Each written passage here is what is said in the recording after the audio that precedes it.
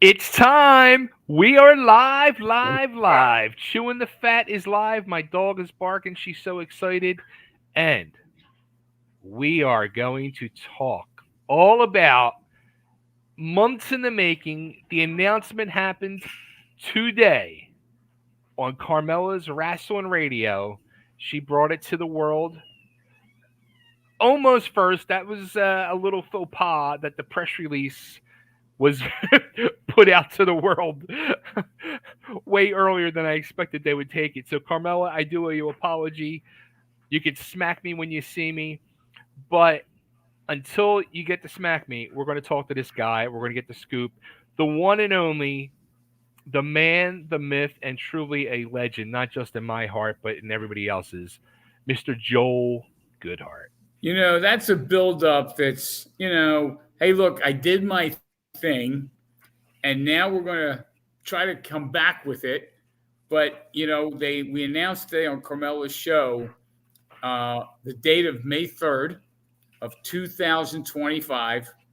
We're going to have a show that we're putting together. It's called the TWA One and Done. And my goal with this show, I mentioned this on Carmela's show yesterday, or this afternoon. I watched Ric Flair have his last match. I watched Sting have his last match.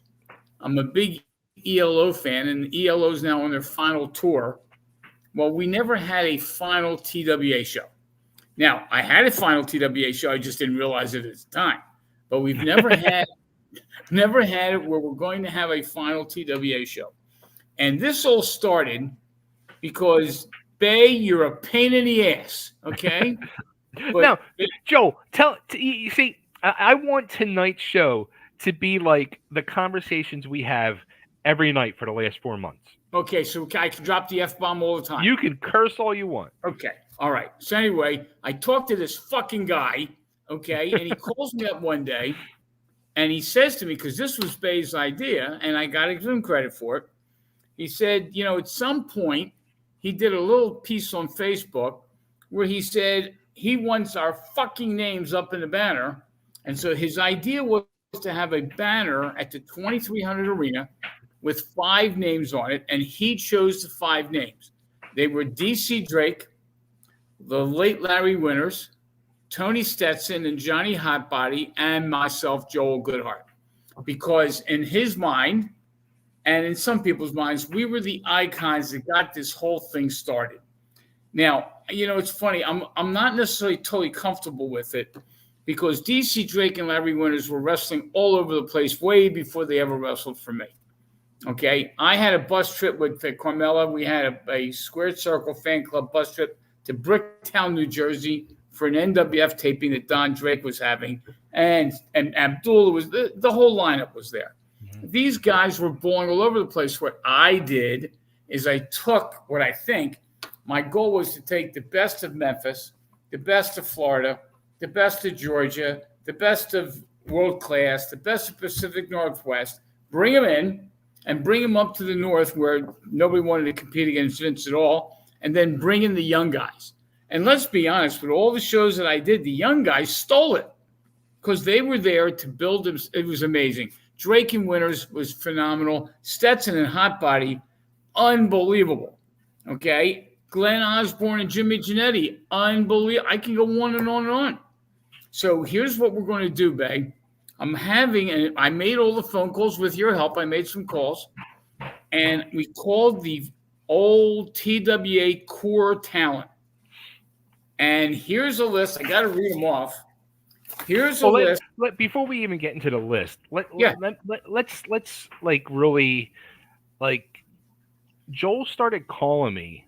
I went on that tirade on a podcast about the banner, and then I started getting a lot of bookings for podcasts. So I started on every podcast about this fucking banner, and it started taking a life of its own. So then I started a petition. So I thought, like, all right, we got to like really make this thing legit and really pursue this now, because now it's really starting to come to life.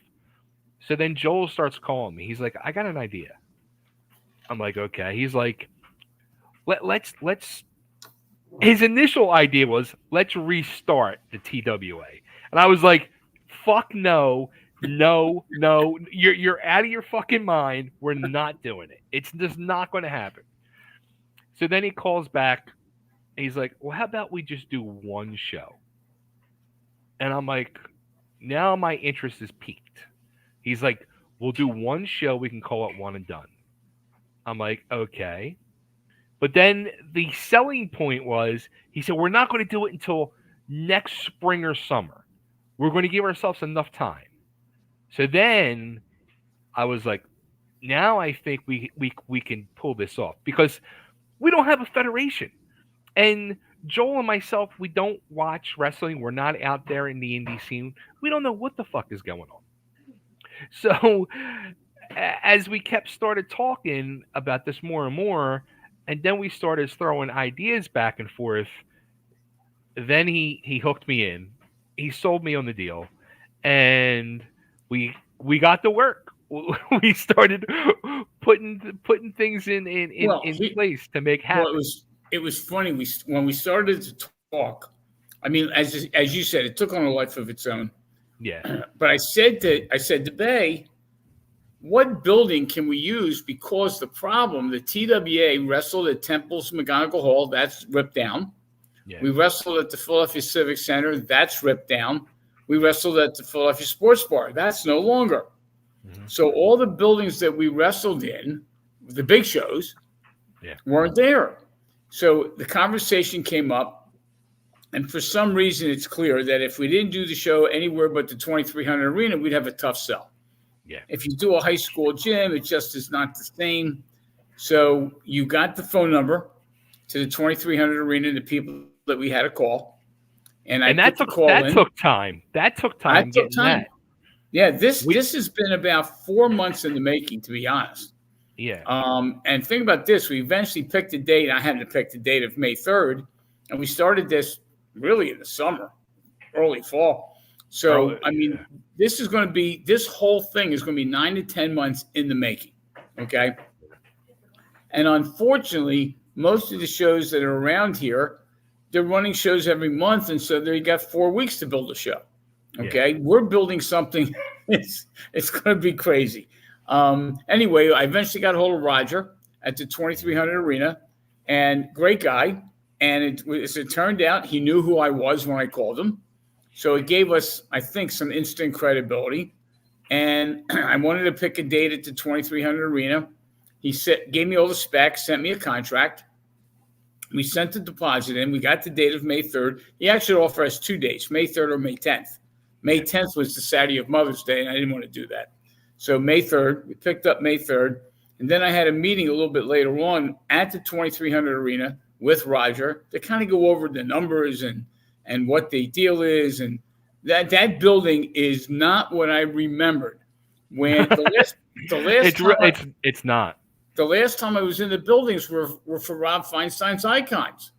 Okay, because I had never gone to an ECW show. And I went there for the Icons. And, of course, there was always matches that night that I never went to. And I'm looking, and Roger has cleaned up this building. I do some concerts on the side, and he's actually approached me about possibly doing some concerts in that building because they set it up not for wrestling, but they set it up for like a dinner theater. Okay, and we're going to try it out. We've got nothing to lose. But so anyway, getting back to the stuff, we now had the building. We now had a confirmation of the date. Okay, now what the hell do we do?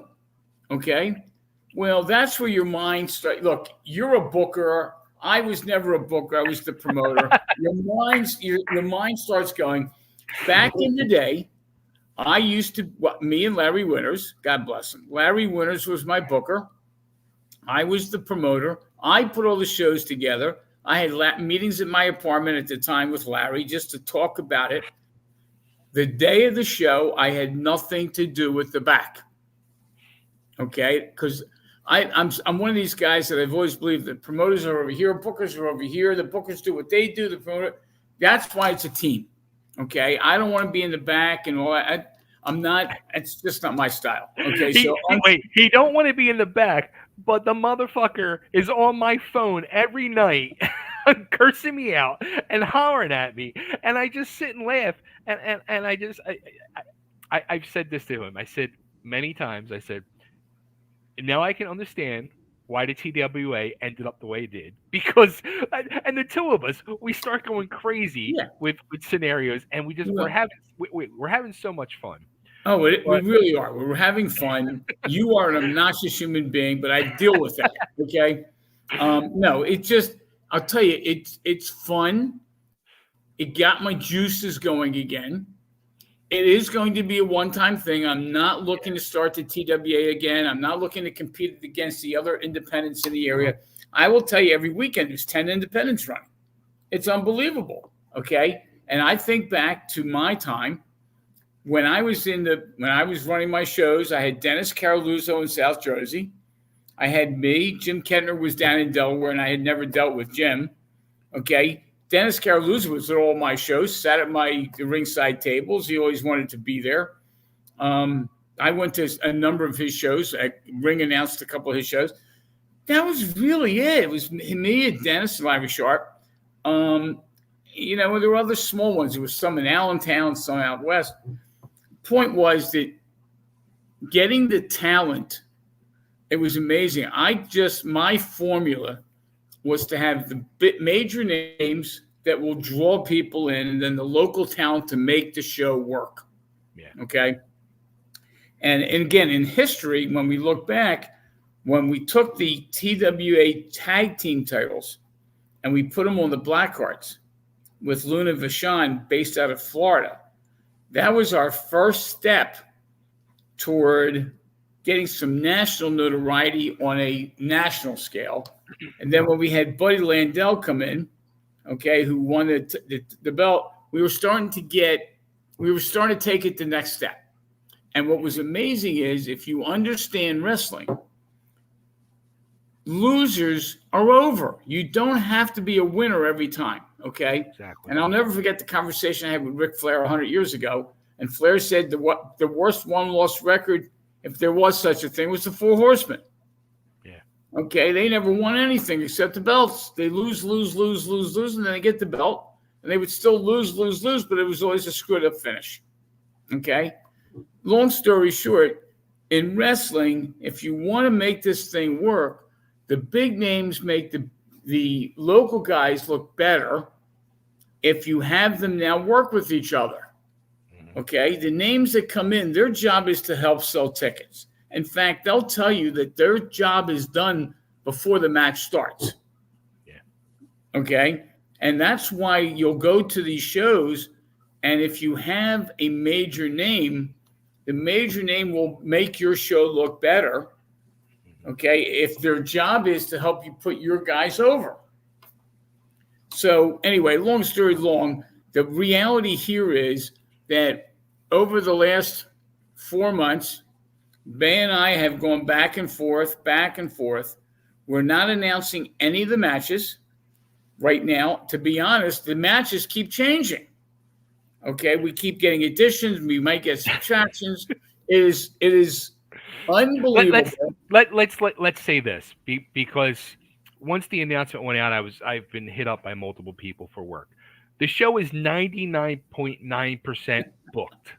So please don't start hitting me up for work. It's already happened. Just please realize the show is 99.9% booked. And what's scary is if the calls are coming in for work, that's just started. Yeah. Okay. Now, I will tell you, we're getting calls from some of the big names for work. Okay. I think, I haven't announced, we haven't announced it on the show yet. Our show that day is a 2-parter. From noon to 3:30, we're having what I'm calling a WrestleCon. Okay. And what our goal there is all the TWA guys that we'll talk about will be there. And I'm going to tell you, we're close to 20, give or take, major names. are what I consider to be major names. And the way we're doing the WrestleCon from 12 to 3:30, it does require a ticket, but the tables for the WrestleCon will be around the ring. Okay, so when you go in, it's not like you're going to have a separate area for the WrestleCon. You're going to have a separate. We're going to have all of the talent around the ring, and then we're going to have all the dealers that want to sell merchandise or whatever in a separate room. Okay, I will tell you if I'm right here with the talent that we're going to have at the WrestleCon and the matches and the tables that we're going to have with merchandise. You better bring your credit card or you better bring some cash, because this is one of those things. A lot of the merchandise that we're going to have, if you don't buy it that day, you ain't getting it. Okay, it's one and done. It's not like we're going to have the same merchandise for all. So we're not going to order a ton. But our goal here is to sell merchandise. Our goal is to have you buy the TWA merchandise. And this is all started. And this, again, it started with the banner. But this started even before the banner. Because, to be honest, the TWA started it all. Yeah. And we are not getting the credit that we deserve. Todd and the ECW are getting credit. God bless them. They did a hell of a job. But you want to know something? Todd came from us. Todd was an advertiser on my radio show. Without my radio show, we would have never gotten to Todd. We never would have had ECW. Okay? We can talk about this all day long. TWA needs to get the recognition that it deserves. And it's about time. And Bay, you started this with the banner. But now we're going to have a show on May 3rd with the WrestleCon in the afternoon, the TWA one and done show at night. It's going to be, if you're a wrestling fan, you're going to love this.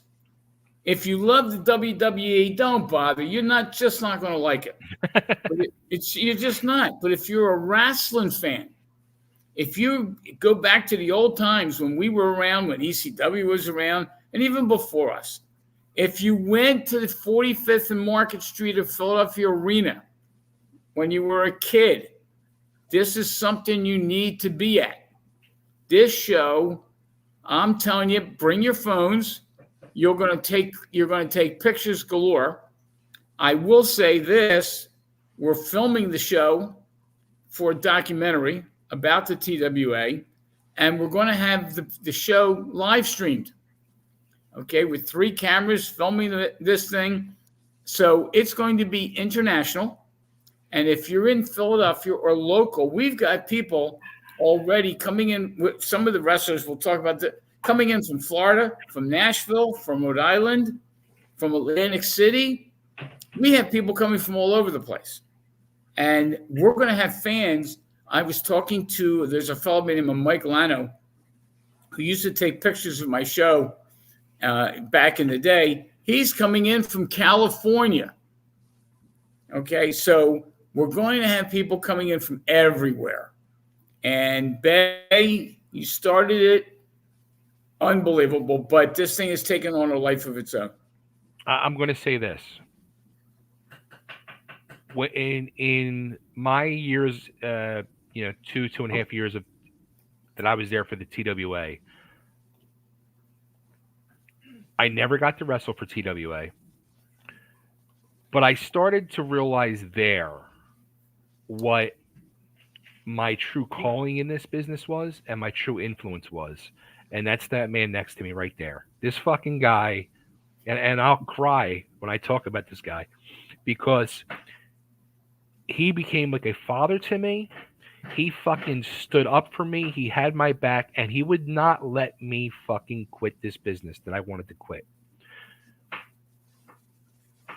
As we became, the TWA was truly a family. That whole locker room, Larry, the worker, the booker, Bob Artiste, we were a family. Everybody was part of that. Lex, Bob's wife, and I was so heavily influenced by what Joel and the TWA did. When Joel shut those doors, I was devastated.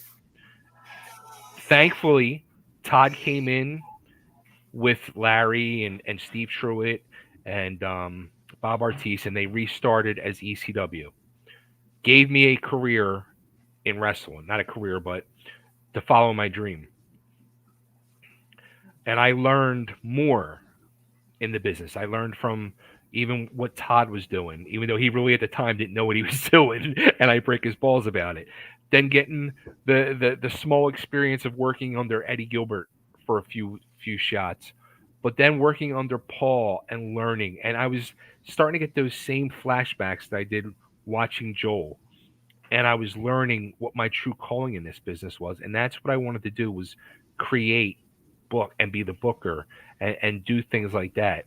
And I'm promising Joel, and I'm promising this TWA locker room, and I'm promising everybody on this show and everybody that buys a fucking ticket that night, you are going to be delivered a show that's going to make you so fucking happy and proud to be a Tri-State Wrestling fan, a ECW fan, a Philadelphia Wrestling fan.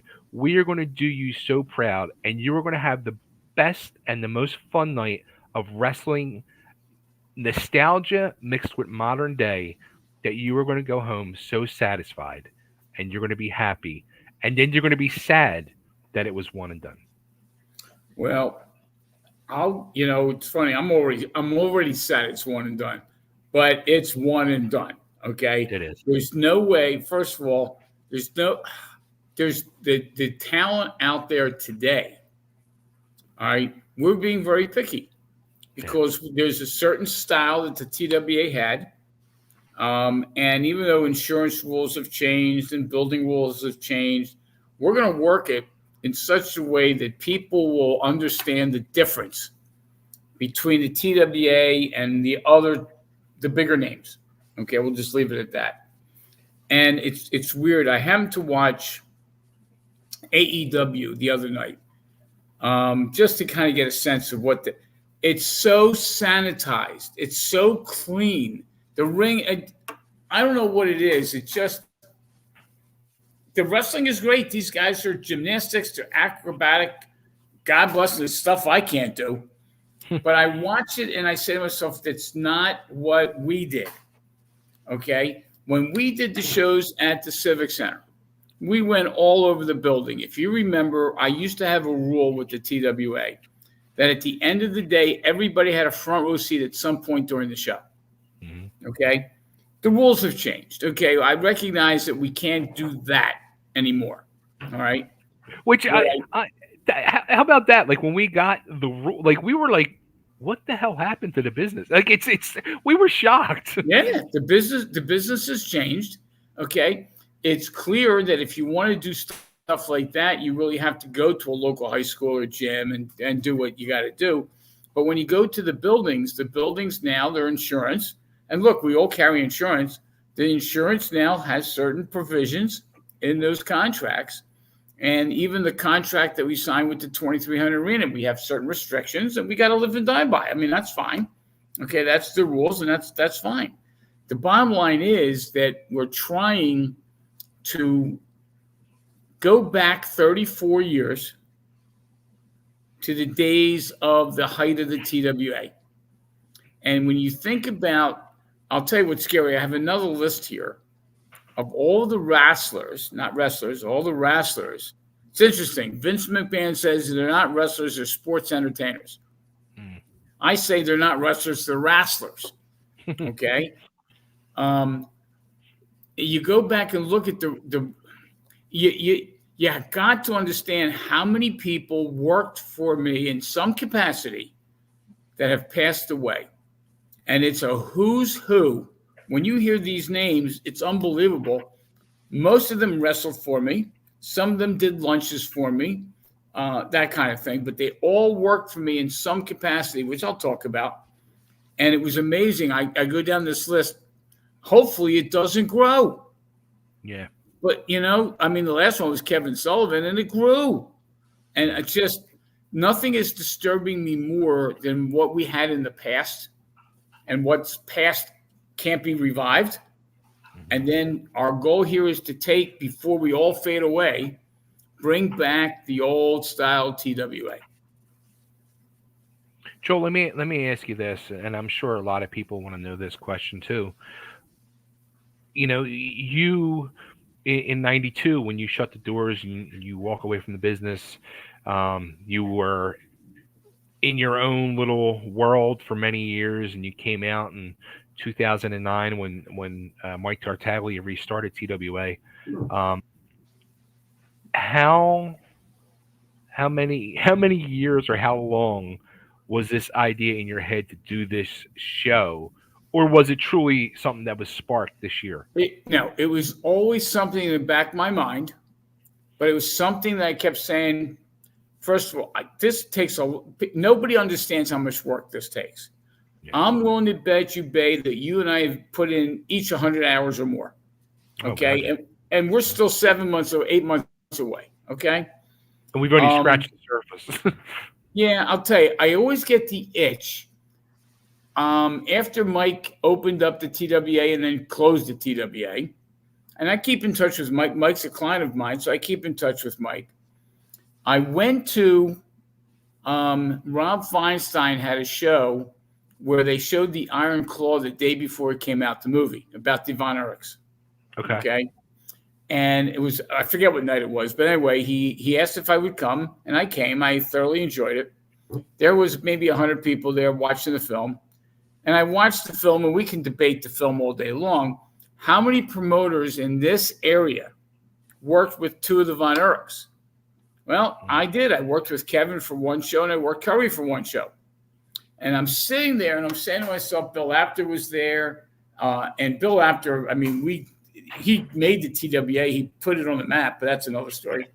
When I sat there watching the TWA, watching the Iron Claw, I said to myself, I brought these two guys in to Philly. Now, Curry went to work for Todd and et cetera, but I brought them in. Okay. And I'm sitting there saying to myself, there's got to be something.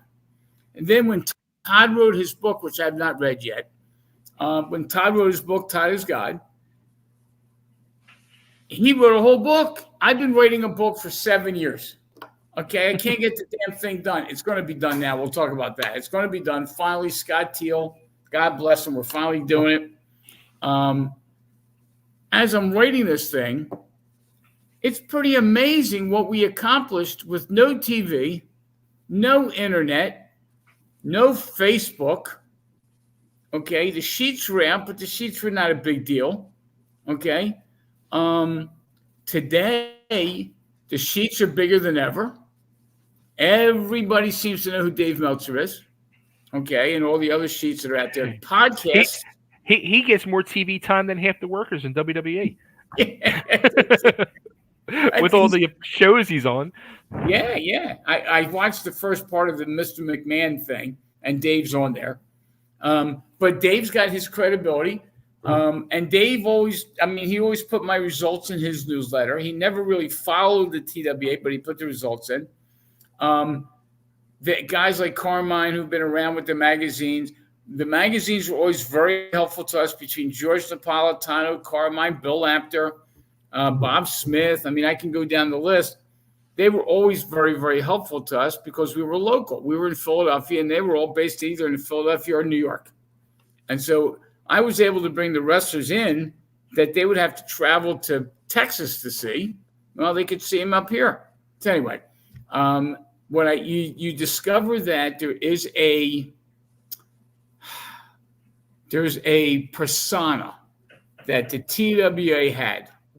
Okay, we were hardcore. We were hardcore at a time when that was new. Today, everything seems to be hardcore. Okay, we did matches. I think. Look, I was always a mark. I mean, I say this. I brought matches into the Civic Center in Philadelphia that I wanted to see. Yeah. Okay, when I had Adrian Street, Exaggerated Adrian Street with Miss Linda against Jimmy Valiant, Boogie Woogie Man Jimmy Valiant. It was the third match on my card. It didn't sell. I don't think it sold a single ticket. I wanted to get him up here. Okay. And when we had that match, it was, I felt like a little kid. Okay. Jimmy Valiant had worked for me before. And in fact, Jimmy Valiant put me in his book. He misnamed me. He calls me Joe Goodhart instead of Joel Goodhart. But and when I saw him, the last icon that Rob had, he apologized to me. But the bottom line to all this is we need to get back to where we were 34 years ago, because quite frankly, and I'll say this, the wrestling today ain't good. Okay? I see the independent shows. They're trying. There's no question they're trying. The talent's getting better. You watch the stuff on TV, there is gymnastic as anybody I've ever seen. But I got to tell you, it's a ballet. It's so scripted and so clean. And I just think it's time. And maybe it's my frustration. Like I said, back in the day, I did the matches I wanted to see, and hopefully people wanted to see it with me. Well, now I got lists. I got, oh my God. I got so much stuff to go over today.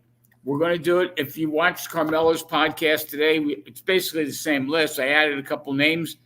Joe Zanoli actually called me or texted me during the day.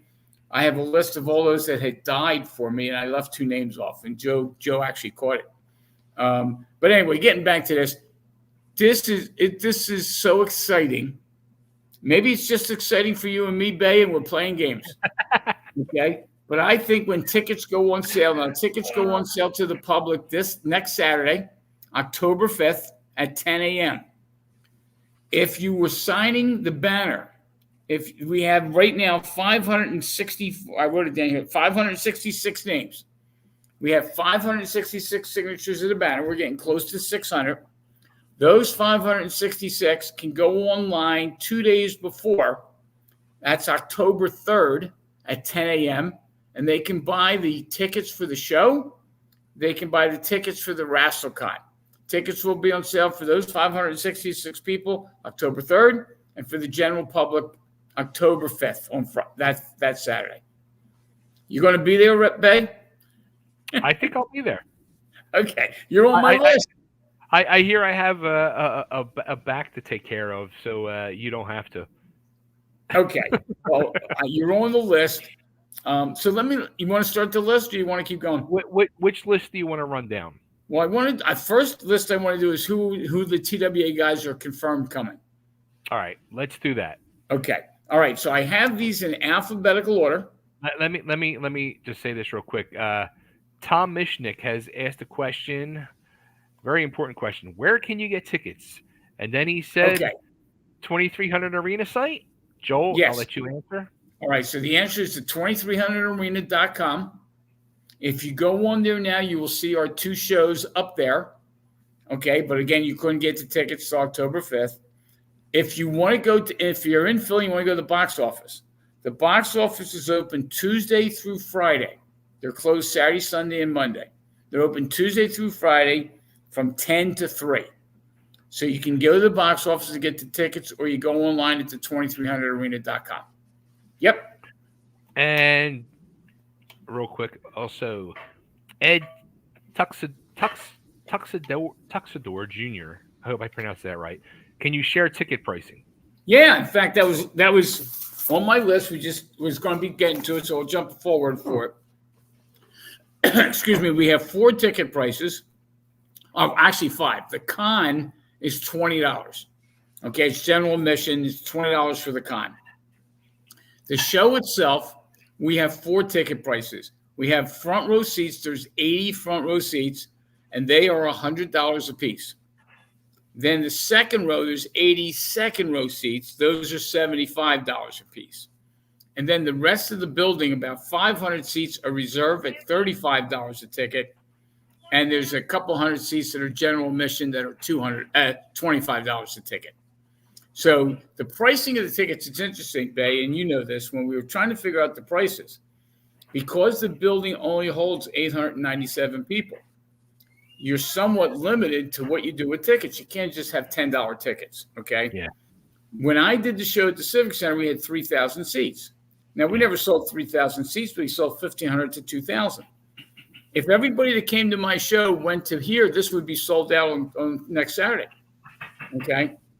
So the ticket prices are 100, 75, 35, and 25, and the con is an additional 20. The tickets prices. So thank you, Eduardo, for the question. Now I'm going to throw this question up there. RichCon Cannon, will there be ladies on the show? We are not announcing any names of our matches, I should say. We're going to announce some names that are confirmed, which is TWA talent. But I will just say, yes, there will be ladies on the show, and that's all you're going to know. Yep. Now, the ladies. Go ahead. Go ahead. Go ahead. Now, I'll say before we start announcing names on your list, I got a couple people waiting to come on and join the party. Let's do it. All right. The one and only. Oh boy, I don't know who I should put on first.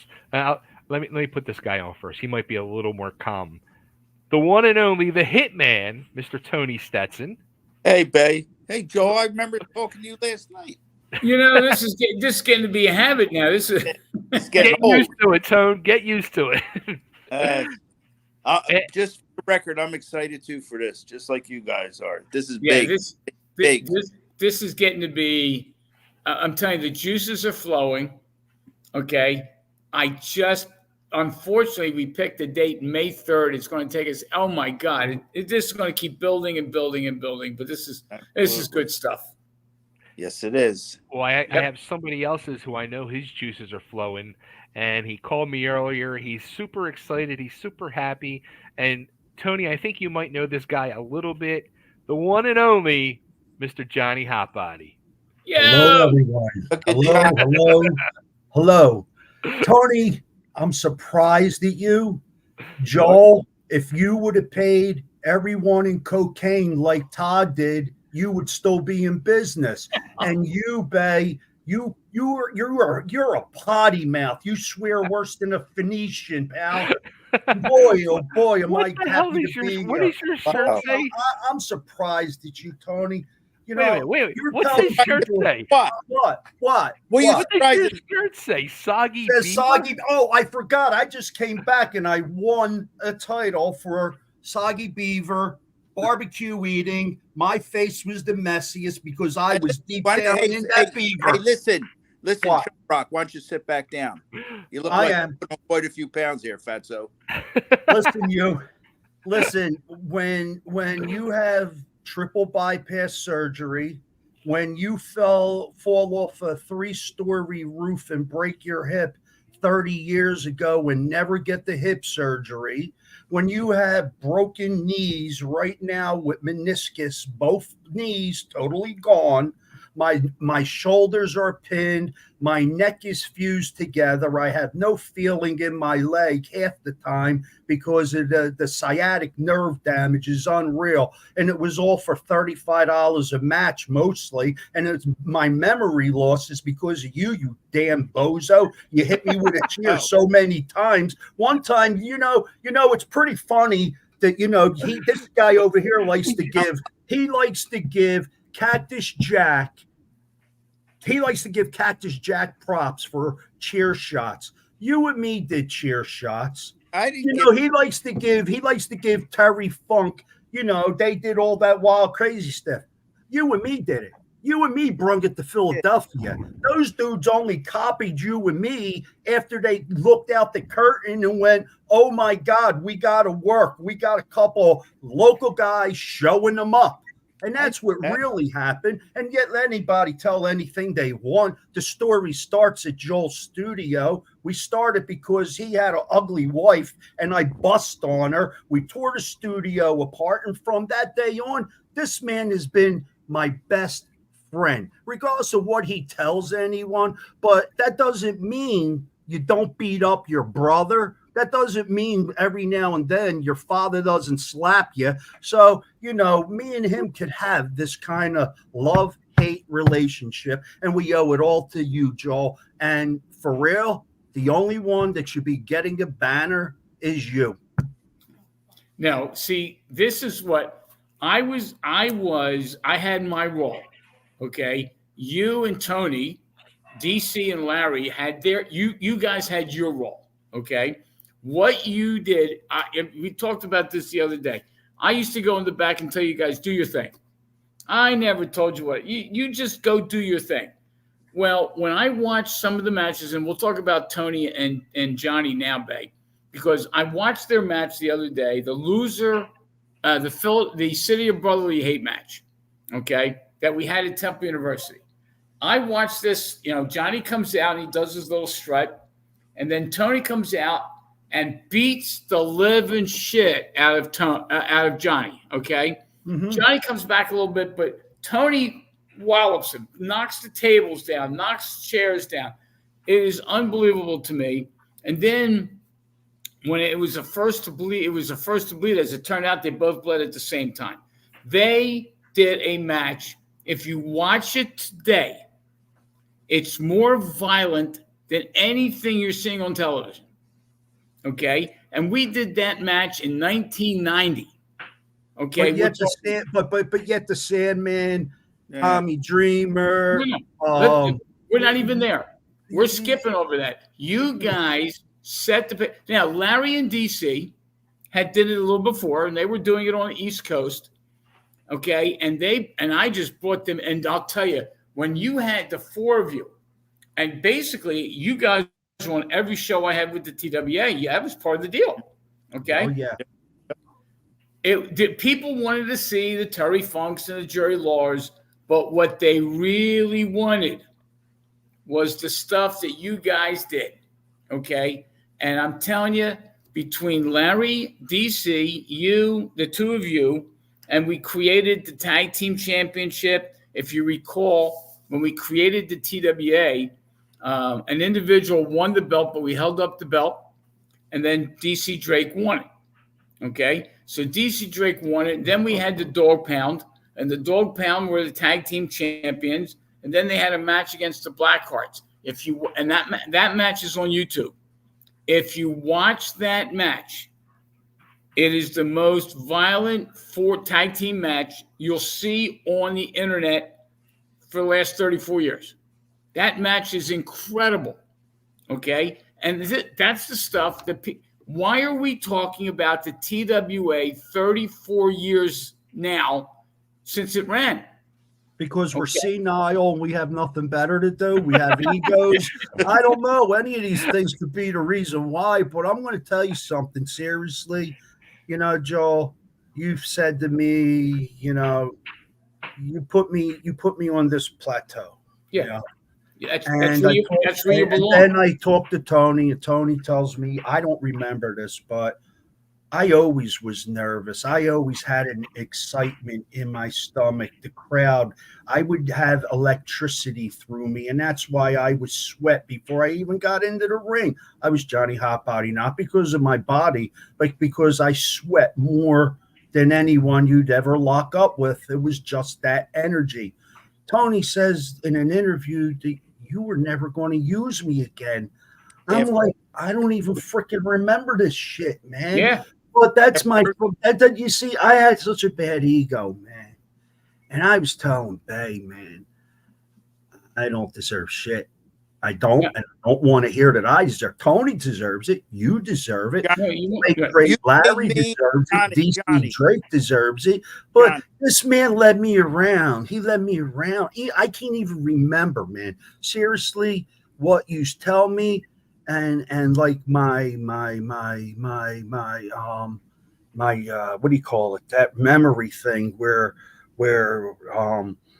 if I watch it, I cringe and I don't remember it happening. I remember things, bits and things, but for me to say that I had some illustrious career, Tony was way better than me that I'll ever been. No, Tony put me over. Tony put me like over, and I used to look like. He tells me I almost took his head off with a bat. Jesus Christ, I'm a fucking asshole. Johnny, I'll tell you one thing. I know. In fact, Tony, why don't you say what you want to say first before I say what I have to say? Listen, Johnny, when Joel put us together, because we did a little bit before Joel, when Joel gave us free reins, you made me and I made you. We made each other because that's where we became a name. And, we had that agreement. When we go out there, these people are going to believe we hated each other because that's the way we portrayed it.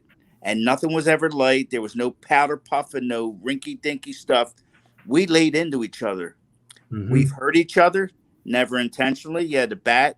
And don't forget the time you knocked me out with the cowbell, but that's Oh Jesus! I cried, Tony. You know I Oh, fucking it was my don't heart worry about stopped, it. dude. Oh Jesus! Oh We boy, had- that we was bad, Joel. That was so bad, Joel. You'd be on the up and up. Me and Johnny had such a bond. If we didn't have the bond we had, we couldn't have did what we did. I was Right. just going to, Tony. I was just going to say that. Do you think, like, you know, I mean, in the million feuds in the history of the business, I'm sure the ones that were the best were the ones that the people had that bond, like you and Johnny had. Yeah. Look, I've always said that with these two guys, it's the classic example of 1 and 1 equals 3. Okay? Johnny made Tony. Tony made Johnny. It's a two-way street. And that's why 1 and 1 equals 3.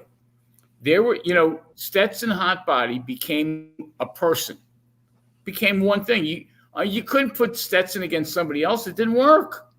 Why didn't it work for? Why? I'm sorry. Yeah, I respect that. I have a problem, and I know you might say I'm jumping a gun. I don't know where you wanted to take this. Him and I had that ability. Yet you had some crumb sneak into your shoes, and I'm calling him a crumb, and that's being really nice. And he tells Tony and me we don't have a career together. And then, I want to make you different. You want to clown us as tag teams. You don't want that edgy stuff. But as long as you bring in these guys that you're paying in major cocaine props, and putting them in and letting them sleep with your wife. I mean, wow. Yeah. Listen, Tony, I'm not going. Listen, Tony, I owe none of these people nothing, Tony. Nothing. They didn't give you and me a dime. They didn't put us over. He did. And my career died. My career died the day he gave up. Not gave up. Well, the circumstances led to us not having those matches that we were going for, not getting that TV, not getting those deals, not getting these things that all of a sudden were afforded to this other guy. Man, something don't smell right. And it's not just Todd, it's Paul. I say Paul, he's always been a creep, a snake, and he's a cretin, and all cretins are liars. Okay? And that's the truth. He's a liar. I believe he was there to ambush what he's seen, something he can make money on, put his New York boys in there, and forget about Johnny and Tony. He gave us the rub, and that was the end of us. Yep. I agree. Well, here's the thing. We're here to talk about the TWA now. Oh, okay. I'm sorry. Put this behind. This is every time you guys necromance Johnny Hotbody, baby. I get a loose lip and I sink ship. It's the coffee. It's the coffee. Bay, here's my problem. Okay. I love him, man. I'm going to have these guys. And what he did for me is, oh, man. Okay. And Bay, what you're doing. Well, these two guys are going to be in the building at the same time. Okay. The problem that when we go down this list is a lot of people that don't want to be with a lot of people. Okay. Yeah. One thing that Stetson and Hotbody did, they were professional when they came to the building, and when they went out to work, they were professional. Okay. They may have had their heat in South Philly, and it's amazing. People don't understand this. 34 years ago in South Philadelphia, you were if Tony Stetson and Johnny Hotbody were walking down the street, they had to be on separate sides. Yep. Okay. And when oh my God, you got people from South Philly that came in that were Hotbody fans. Then you had some that were Stetson fans. Okay. And it just their heat went into the public. When we had a City of Brotherly Hate match, it was understood. Okay. When we had the barbed wire match, these guys had a barbed wire match. We had a hair versus hair match. I mean, we had all this, and South Philly got into this. And Tony, you can speak to that. This was real. And you know what's funny? And I believe it was the barbed wire match. I remember we were supposed to be on before Abby and the Sheik, and I remember you came to me and says, "I'm bumping you. Abby don't want to follow you guys." That's respect. Yep. Yeah. That's 100% respect. Because we, like I said, and I always say, we didn't create the hardcore thing. It's been going on for years, but not up here. Right. We just moved it to Philly. They know what it was up here, and we just brought it to light because of you, Joel. Just have at it. Yeah, Joel, do you remember taking me to Memphis? I remember going down to Memphis, and I remember you being there. Yes. All right. I just didn't know because you never. I never heard you speak on the escapades of Memphis. Well, we were trying to get you to even to work down there. Yeah. Well, I had an evil little midget on my freaking hip, man. Yeah. Come on, bro. It was hard working with that, man. It was hard. I remember, man, they wanted to put me with Miss America. Miss Texas. Walking me out. I'm dead serious. This girl was gorgeous. They wanted her to walk me out or some shit. I don't know, the presentation, whatever it was. And she got a look at that and she went, "Oh, fuck you. This business ain't free." Yeah. Oh my God. Listen, man. Joel, you were there, you know, man. You witnessed something. Tony, you did too. Bay, you kept your mouth shut. I was a kid then. I was a kid then. I saw and I was like, "Oh fuck!" Well, I can't wait for this. You guys beat my ass as you were fucking training me in wrestling school. I didn't need to get fucking my ass beat just seeing the wrong thing. Yeah, that school was fun. Yeah, I kind of remember them days, and yeah, Tony, we used to beat on Stevie Richards, man. Yeah. I don't know how that kid didn't quit the business. Look where he wound up. Yeah, well, he didn't give you no credit. He gives it to Iron Mike Sharp. Yeah, well, I'll tell you one thing. When I spoke to Stevie about a month or two ago, I wanted to get Stevie involved in this, and Stevie said he's out of the business completely. He's not into wrestling. He doesn't want to look backwards. He's only looking forwards. So Stevie was one of those people that said, "I'm not interested." Well, Stevie was a good guy, man. Yep. Yeah, he did. Yep. He did take it. I'm not going to give up though. I'm still going to fucking pester him and break his balls. Michael, that was his name, Mike Manna. Yeah, Michael, right? Manna. Yeah, Manna. Yeah. Yeah, good kid, man. He was. But so right, what so else is going on? All right, wait, Bay. So what do you want to do next? You never went through the list, so you want to run through the list? Okay, let's go through the list. Now, this is the list of all the people that worked for the TWA that have committed to being at the show on May 3rd. Now, that means they're going to be at the con in the afternoon. They're going to be at the show at night, okay? Many of these guys, to be honest, we can't get in the ring anymore. Okay, I certainly can't get in the ring anymore. Johnny doesn't belong in the ring anymore. Some of the guys, quite frankly, can get in the ring, but matches to come. But anyway, this is in alphabetical order. Okay, these are the people that have committed to being at the show on May 3rd. First one is Donnie Allen. Donnie was the handler for DC Drake, okay?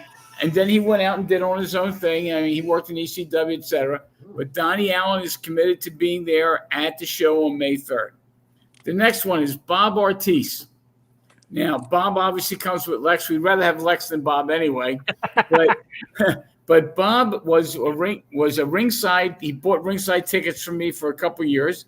Then he eventually became a ring announcer for my Bar War shows.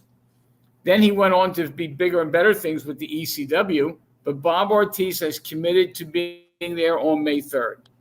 Ernesto Benefica, another wrestler from South Philadelphia, since moved out to Bucks County, but Ernesto will be at our May 3rd show. Breaker Morant. Now, I will tell you, Breaker worked in the second, after Mike Artaglia had bought the TWA. Breaker Morant was in matches with Chris Wilde, who's another name further down the list.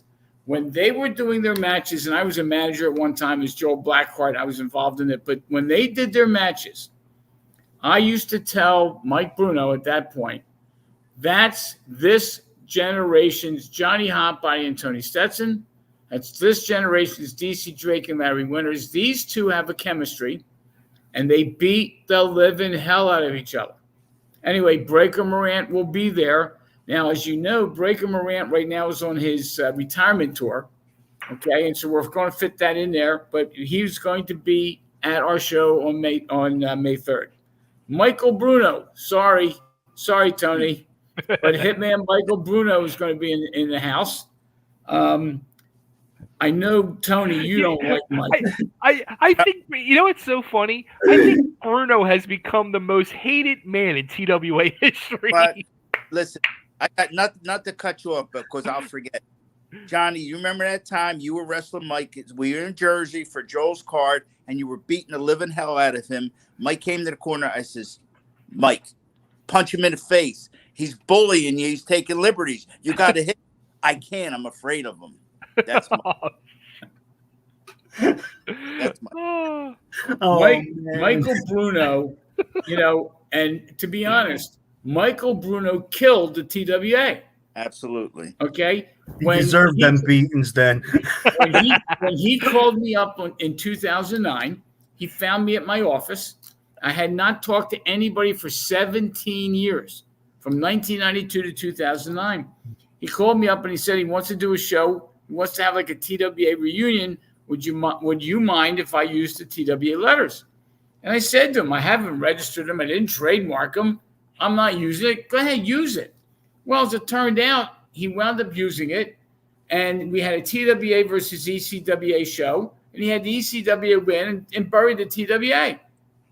Okay? Wow. Then last year or 2 years ago, he called me up out of nowhere. Now, he's a client of mine, so we talk. And he wanted to do another TWA reunion.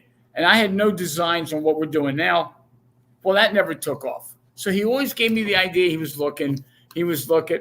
And to be honest, I know that when I look at this list and I see Mike Bruno's in and Tony Stetson's in, okay, how I'm going to keep these guys separated. I got Michael Bruno, I got Hitman Stetson and Tony. There's going to be problems. I'm not sure how it's going to work, but we're going to keep doing this. And I go down this, I swear, I look at this list and I start losing sleep. Okay? But these are all committed wrestlers, and I use that term, committed wrestlers for the May 13th show. The next name after Michael Bruno was Cujo the Hellhound. All right? Cujo worked in the second phase of the TWA. And it was interesting because as I go down this list, every person that I called within 1 second said, I'm in. Okay, I'm there. And Cujo, when I called him up, I don't even think it took 1 second. He was waiting for the phone call. Okay. The next name after Cujo, DC Drake, is going to be in the house. He's coming down from Rhode Island. He will be there. He was one of the first to commit to be there. And again, here I have DC Drake and Johnny Hotbody, these guys, and Tony Stetson. And oh my God, if these guys in the same building at the same time, it can be nothing but disaster, but we're going to do what we have to do. And I'm going to talk about some of the things we're going to do during the show. And I'm going to hope that everybody's respectful, but we'll see what's going on. The next name, John Finnegan.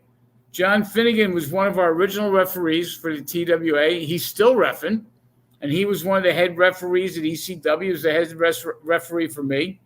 And he's just around, and when I call him to put him on it, he was on it in 2 seconds. So John Finnegan will be in the house.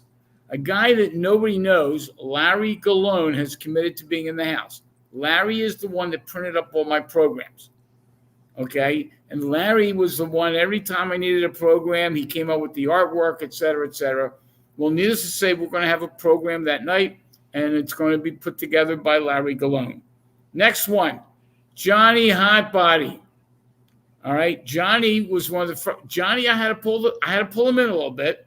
He was resistant, and I'll never forget this. Johnny says to me, "What the hell do you want me there for? I was a nobody."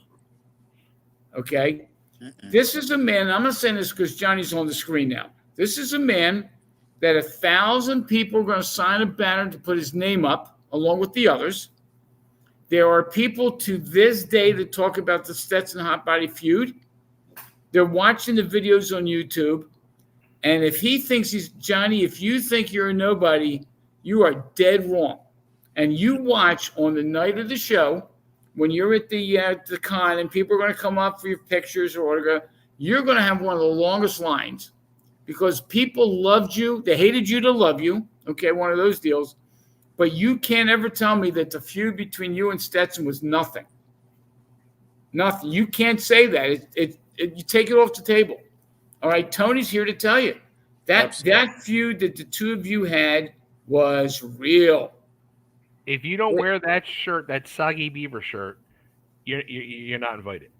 I got it. I have to get it in a bigger size. This was the only one that was available. That usually shrinks after the juices run down on it. I should have never wore it while I was in tank. Okay. Next name on the list, Rich Engling. Rich was one of the original referees at Temple. I keep in touch with Rich all the time. Rich lives in Florida. He's coming up from Florida. By the way, Johnny Hotbody is coming in from Atlantic City. Rich Engling is coming in from Florida. He already purchased his airline ticket. Rich happens to be a vice president of the Cauliflower Alley Club. And one of the things that we're going to be doing at the show, we're going to be raising money for the Cauliflower Alley Club. We're going to have a 50-50 drawing.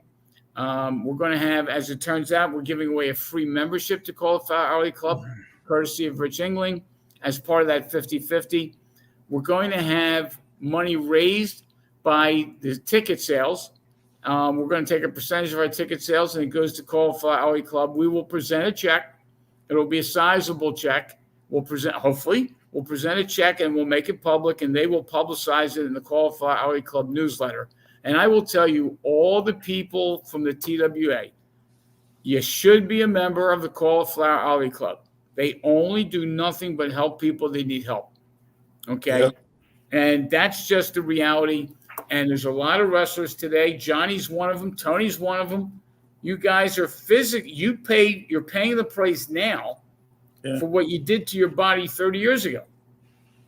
Okay? And it's you got to, and Johnny, you need to understand this. On the one hand, how do I say this? On the one hand, you guys, both of you, impressed the living hell out of me for what you did. On the other hand, now we're 30 years later. A lot of the injuries that you guys have is because I told you to go out and do your thing. And we would do it again. Well, I understand that, but the reality is there's a guilt that comes into play here. Okay. And DC Drake had triple bypass surgery. I mean, there's Glenn Osborne walks with a cane. I have my own physical, and now it certainly wasn't wrestling related, but I have my own. Everybody's got physical limitations, but the wrestlers today that are wrestling on TV, 30 years from now, they're not going to be able to move. Okay. Ricochet is going to be laying in a gutter somewhere. That kid, it's a shame the way he destroys his body, and I don't think he's making that much money. You know what's crazy? I literally still, it's like a vision burned in my head. It was one night, trying to do a bump or whatever, and I remember Larry saying to me, take it on your back. You're going off to the side too much. Take it more on your back. You're going to, in later years, you're going to remember and you're going to pay the price for it. And I remember literally getting out of the ring and walking to the bathroom to go take a leak at the school and saying to myself, nah, fuck it. I'll be all right. And now that vision is burned in my head, looking at the floor, that wooden floor, walking to the bathroom. And I'm like, I am such an asshole. I was such a, a 20, 21-year-old, this pompous fucking know-it-all. And now I'm like, you fucking asshole. What did you do? Hey, look, we all have our issues. In my case, it was diabetes. It was all this other stuff. If I would have listened to doctors 30 years ago, I wouldn't be in the situation I'm in now. Okay. But I just made a decision. I think I had told this to Tony when I saw Tony. I stole the phrase that it was on a podcast for amputees. And the line was, I'm disabled, but I'm not handicapped. Right. Okay. And so that's what I'm doing. Anyway, let me get back to my list. After Rich Engling, we got Jimmy Giannetti. Jimmy Giannetti's coming up from Florida. Jimmy was an original with TWA. In fact, if you watch the videos that are on YouTube, Jimmy, before he actually started training wrestling, was just one of my securities guys. And he was bringing out Paul Orndorff, and he was just running all over the place to bring people out. But Jimmy Giannetti is going to be in the house. He's driving up from Florida. He has family members up here, and he's bringing his dog with him. Okay, he's attached to. He was so talented, that kid. Yeah, really talented, man. I'm hoping he might join us tonight. He's actually at a show, he told me, but he's going to try to hop on. Okay, cool. All right, Mike Keener is going to be in the house. Mike Keener is one of the referees. Again, he refereed the second half of TWA, but Mike Keener will be in the house. Blue Meanie. Now, Blue Meanie never worked for me. Blue Meanie worked in the second half of TWA, but Blue Meanie, Brian used to be, he was one of our original Squared Circle fan club members, and he went down to Memphis with us. He went on all the bus trips with us. Johnny, you'll remember that stuff. And he wasn't Blue Meanie at that point, okay? But it was interesting. He was one of the last guys that I called on the list because he had just gotten married. He's now just got back from his honeymoon. And I called him up and told him what we're doing. And he's another one. He's busy, so he's all over the place. And he said, you got me on the date done. It's on my calendar. It's a good thing. So Blue Meanie is going to be in the house as well. Jim Molyneux. Jim Molyneux was one of the original referees that we had. I know they say that he's the original ECW referee. He was one of the original TWA referees.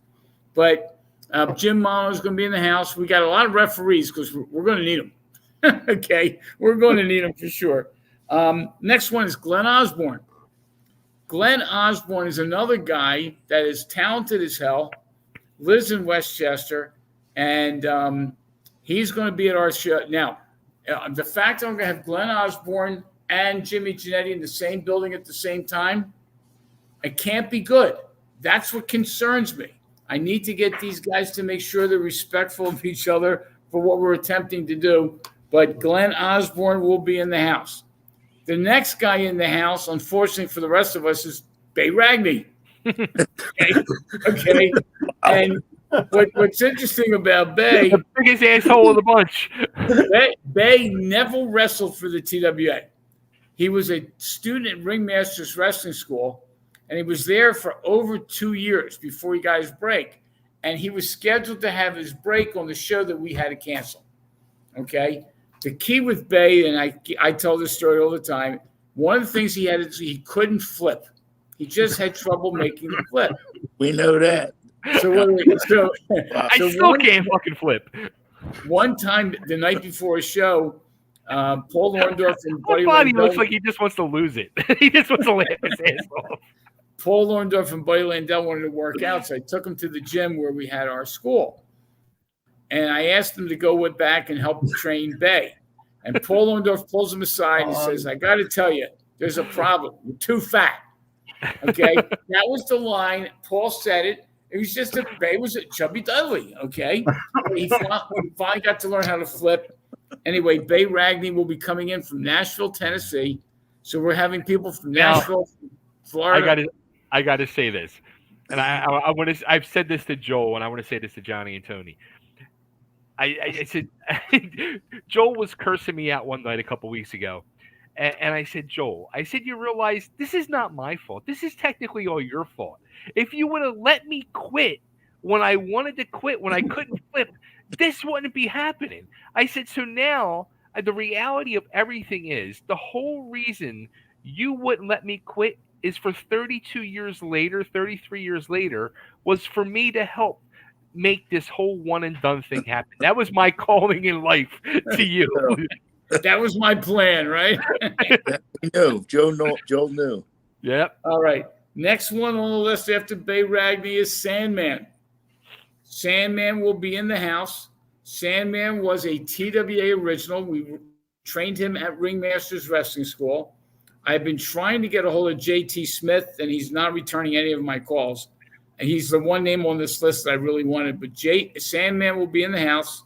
We actually just had this comment from Jeremy. I wish JT was coming. We've been trying. Trust me. We've been trying. I have left him. I've wrote 14 messages. Yeah. Tony, Okay. do you remember how I say Jimmy? Do you remember how Sandman had got his start? I believe it's after he watched one of me in your matches, right? You and me were wrestling for Joel. Mm-hmm. We were wrestling all over the building. Right. And you and me were killing each other. And he jumped up in our match to jump in our match. Yeah.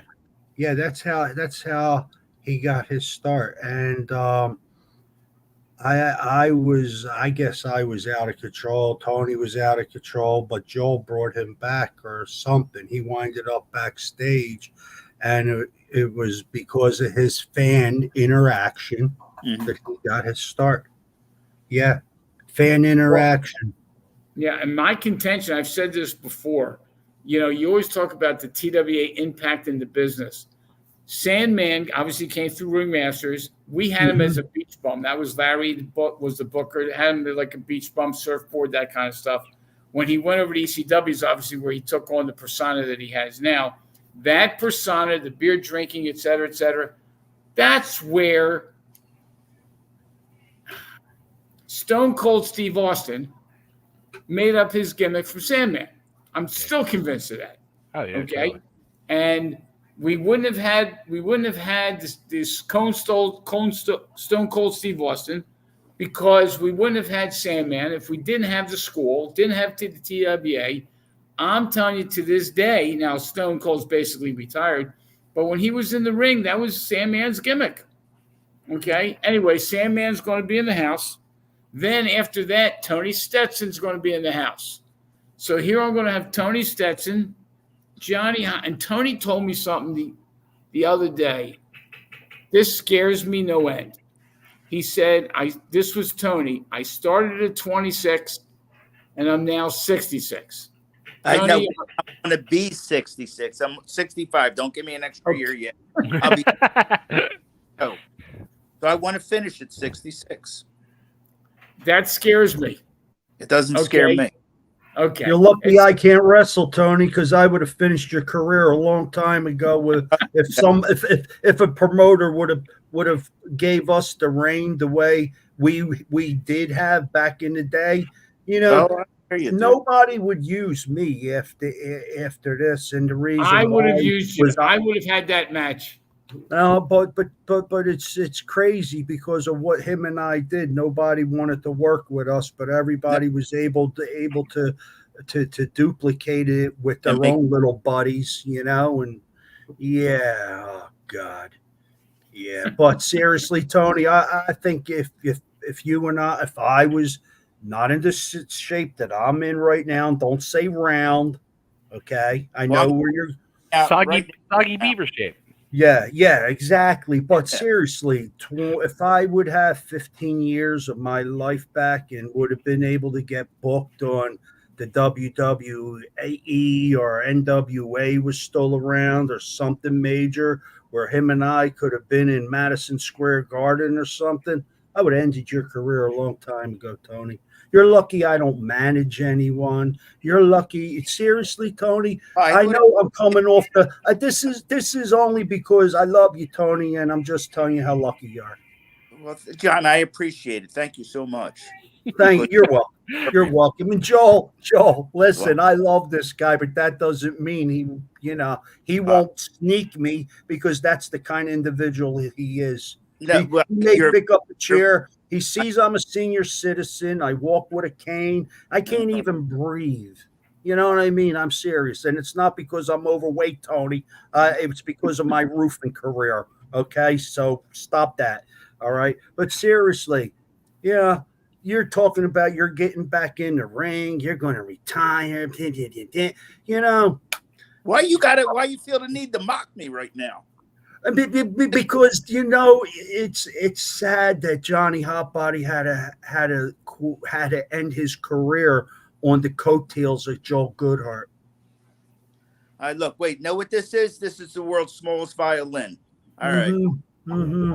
You know, there's going to be a day, Tony. There's going to be a time where reincarnation plays its part in you and I's journey down that path. Okay.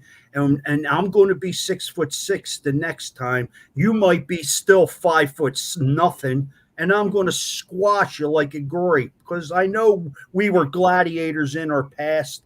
You know, I know I rode the chariots like Ben-Hur did. You know, and you basically picked up the lion shit in the Coliseum. You know, you know. Man, you know, see, this is all your fault, Joel. This is all, you know, hey, man, You're looking like a real jackass. No, I'm looking like a real soggy beaver. I'm looking like a soggy beaver, buddy. I'm joking. Tony, this is what, look, Tony, see, I could do these interviews. Listen, Tony, this is great, right? Right, Tony, you and I get a show together. Greatest. I can mock you all day long. What? Johnny needs a podcast just called The Soggy Beaver. Whoa. You know what? We should get together and do a comedy show and travel the world. There you go. We could. Listen. We should be given our due somewhere to travel the world and tell our story about what we've seen behind the curtains. Because I'll say everything, bro, and I'll put comedy on it. So you know it's hyperbole. You can't be held accountable. I know the law. Joe, I think it's time to cut him off. Finish what you were saying. Let's go back to the list. I'm sorry, Joe. I'm sorry. You know, I had this delusional escapade that I had 15 years of my life back, and I was challenging him. It's not a problem. Hey, real quick. The next two on the list. Go ahead. Before you go to the next two, we got another guest. Who? I can't hear. There you go. Eddie. Dude, look at him. I haven't seen this kid in 30 years, dude. It's hard to hear you guys, but Hotbody's losing his mind. Huh? Hotbody, Stetson, Joel. This kid was he was great. This kid was great, man. Look at him now. Yeah, this kid, he's over there with the fucking bifocals on the bottom of his nose. Hey, look, Hey, Gangrel! Wait, Hold on, guys. Hello. What's You up? haven't Hard to hear you, but you it's good to haven't see all your returned my faces. calls. How's everybody doing? You Good. haven't returned my calls. We're fanging and banging, brother. We're fanging and banging. 24/7. Hey, I can hear that anytime you're banging and banging. My ears perk up. Now, here's the kicker. I want Dave to be at the con, and he's not returning my phone call. So I'm going to keep calling you until you return my call. Who's that? He's Me? busy fanging and banging. He's not returning his phone call. Whose phone call? Who are we talking to? Joel. That's Joel. That's Joel. It's hard to see you guys and hear. My speaker's messed up on the phone, so it's hard to hear you guys. But what you do? Yeah, take a bump with your phone in your pocket? What can I tell you? We're here live in Fort Lauderdale. We just had a friggin' hurricane pass us by, so we're They just had a hurricane and they have a wrestling show tonight. There you go. Did you guys survive it okay? Because I know a lot of people got issues with it. Did you survive it okay? Yeah. We didn't get hit any of it. It went up the West Coast. We're on the East Coast, so okay. We got a little bit of it. Actually, it was kind of nice because it's been so hot here. It blew all the humidity up north, and it was actually the breezes were kind of nice. So I liked it. But yeah, so it's like I said, it's hard to hear you guys. We're not going to stay long, and fortunately, Gangrel's got to go too. So, but yeah, he just wanted to say hello, guys. Keep it up. Do me a favor, Jimmy, if you can hear Jimmy, if you can hear me, just make sure. Hotbody, Stetson, great, all of that. How's it going? Tremendous. It's a But yeah, flashback he said in something about he time, was Dave. calling. Flashback in time. Couldn't get to you, so. Hey, Jimmy, just do me a favor. Just make sure Gangrel returns my phone call. I'll call He him. said, I'll please call return him. his phone call. Yeah. He said, make sure that I tell you. I told him, and look, You have video proof. He told him, Joel. That's it. One of the black hearts is going to be in the house. Yeah. That's it. Sorry. Have a good night. Be safe. I'll talk to you soon. Yes. Hey. Yep. You there? All right. Yeah, we're still here. All right.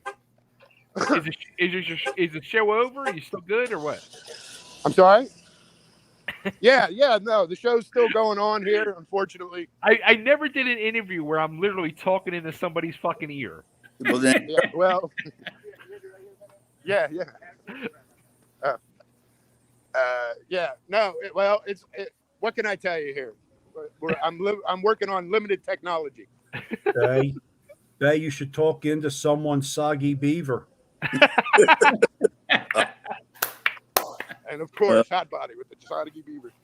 Hey, that's his shirt, Soggy Beaver. I can't.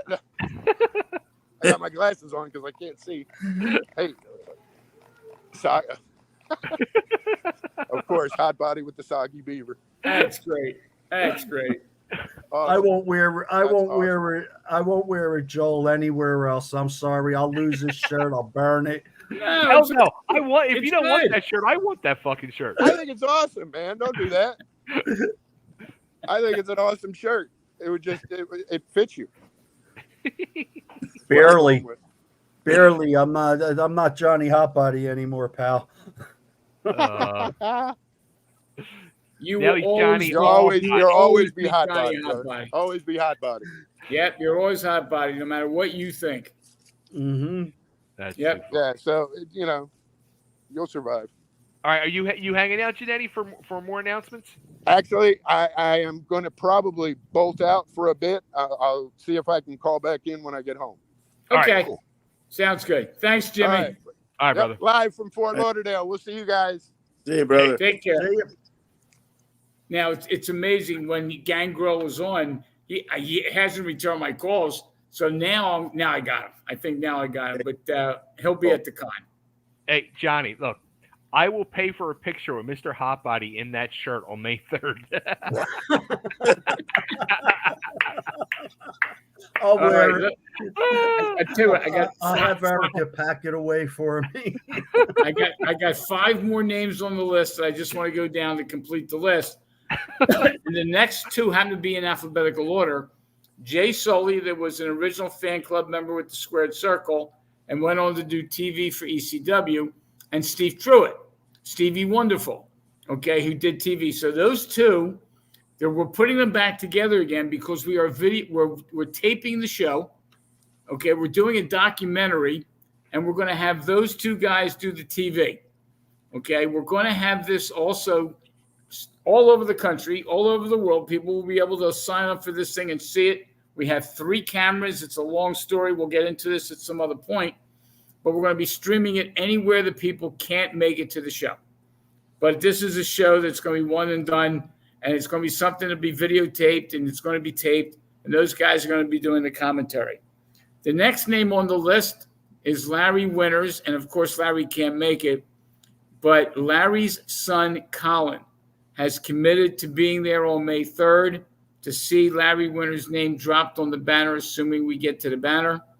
And I think Colin said he's going to try to get more of his family members to be there, but he at least committed to being there, which I think is kind of cool.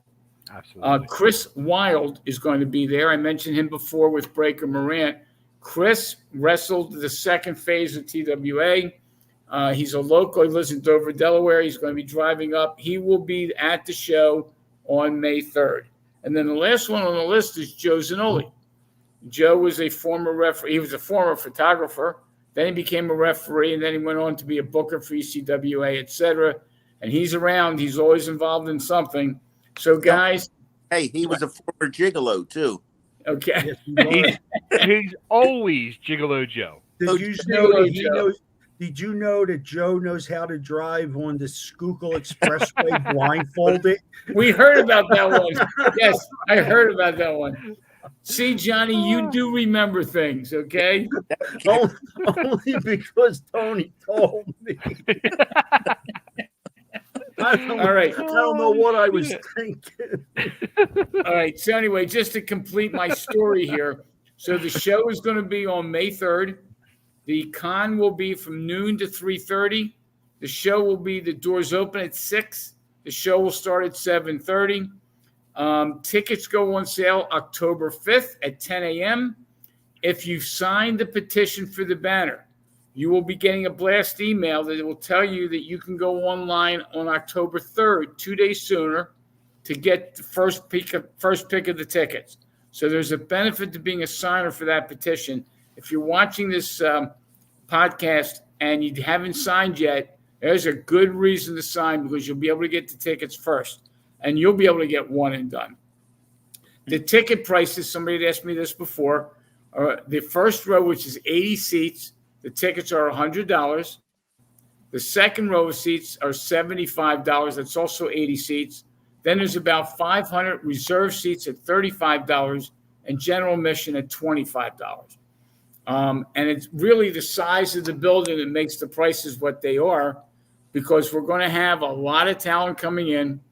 We're going to be doing a fundraising for the Cauliflower Alley Club. We're going to have this whole thing filmed. There's going to be a documentary done. In addition, my book is finally coming out. In fact, Scott Teal, who is writing the book, along with Dan Murphy started it. Scott Teal is finishing it. I was on the phone with Scott on Friday. We spent another 2 hours. He's going to supposedly be sending up to me the transcript as it is. Get a final proof. I'll find 250 euros, although he tells me I won't. And we're going to have the book published. It may be on sale before May 3rd, but it will definitely be on sale May 3rd. Scott Teal is coming up from Tennessee. He's the author of the book. So if you buy the book there, you'll be able to get the author to sign it, autograph it. If you want my autograph, that's fine. I'll autograph it as well. But the books will be on sale May 3rd at the con. In addition to that banner, we're going to have a banner ceremony. Now, we've got our fingers crossed on this one. Right now, we're at 566 signatures. At least we were that number before the show. We need to get to 1,000. And if we get to 1,000, the building has agreed to allow us to have a banner up there. And we're going to have a banner ceremony. Knock on wood, Johnny Hotbody will be there. Tony Stetson will be there. DC Drake will be there. Colin Winters, Larry Winters' son, will be there. And then Joel Goodhart, I'll be there, of course. And we're going to have a special ceremony for the banner. And if everything goes right, that will be, like I said, that's something that will go down in history. We're going to have this WrestleCon. What's amazing about the WrestleCon, as I said before, we're setting up around the ring. We are going to have, give or take, 20 named personalities. Plus, we're going to have the 24 people from the TWA. When was the last time anybody went to an event that was able to get a picture?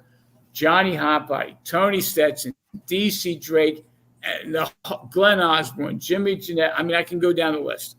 All these guys will be there, and they're going to be there to do the signatures.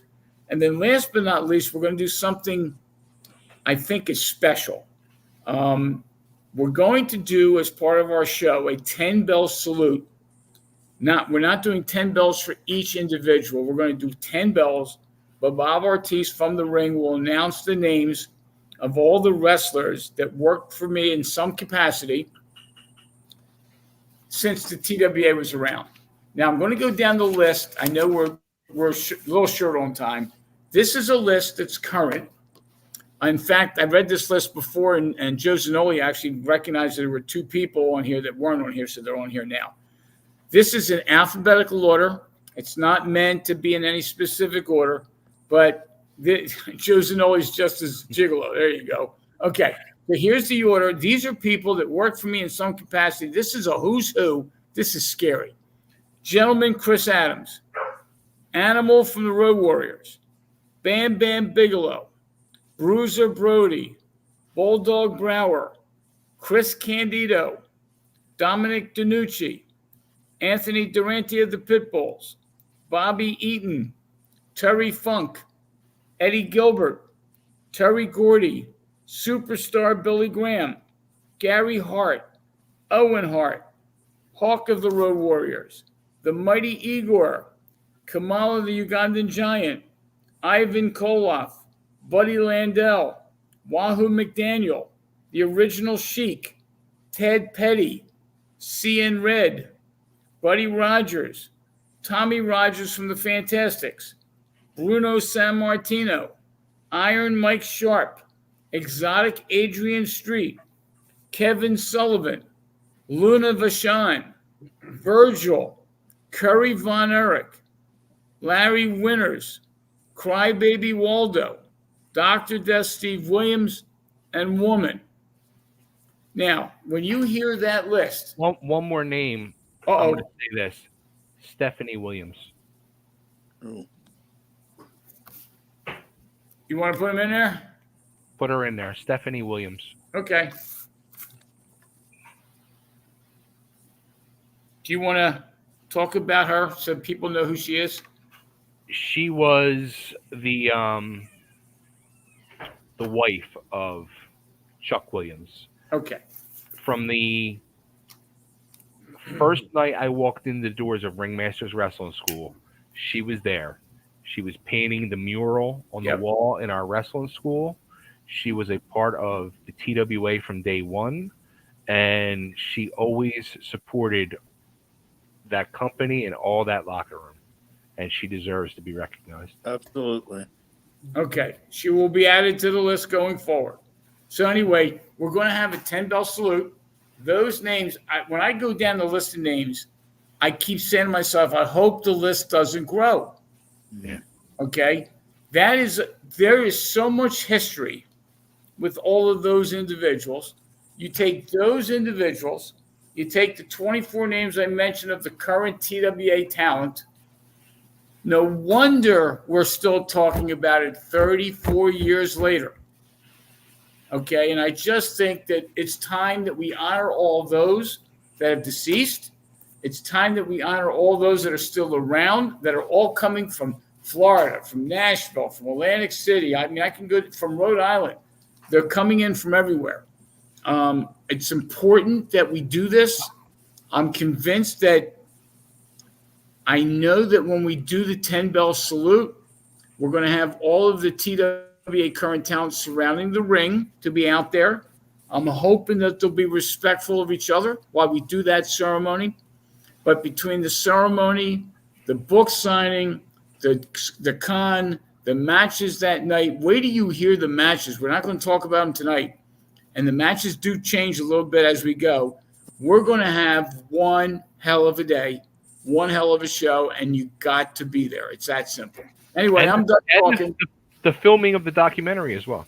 Yeah. That filming of the documentary is going to be great. Just so you guys know, Tony and Johnny, when we get together, we're going to have Ryan here to do some interviews. So just be aware of that. Okay. But I'm telling you, this is going to be one hell of a night, one hell of a day. I'm looking forward to it. Let us all live and be well to be there. And we'll have some surprises for sure. Bay, it's all yours. Oh, it's going to be a night of surprises. I said earlier on, it's going to be a night of fun. It's going to be a night of nostalgia.